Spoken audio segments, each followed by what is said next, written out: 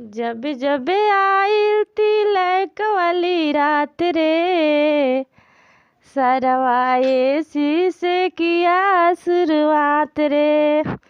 जब जब आई तिलक वाली रात रे, सरवाए से किया शुरुआत रे।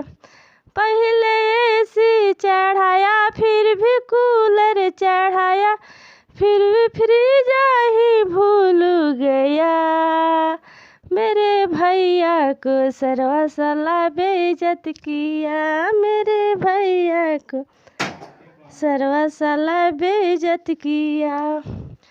पहले हंडा चढ़ाया, फिर भी प्रात चढ़ाया, फिर भी थाली ही भूल गया। मेरे भैया को सरवा साला बेइज्जत किया, मेरे भैया को सरवा साला बेइज्जत किया। डाका डाल दिया तिलक वाली रात में, कैसा फील हुआ आधी आधी रात में। डाका डाल दिया तिलक वाली रात में, कैसा फील हुआ आधी आधी रात में। फलवा सड़ल ले आया, टीवी फूटल ले आया, बर्तन टूटल ले आया, मेरे भैया को इज्जत लिया। मेरे भाई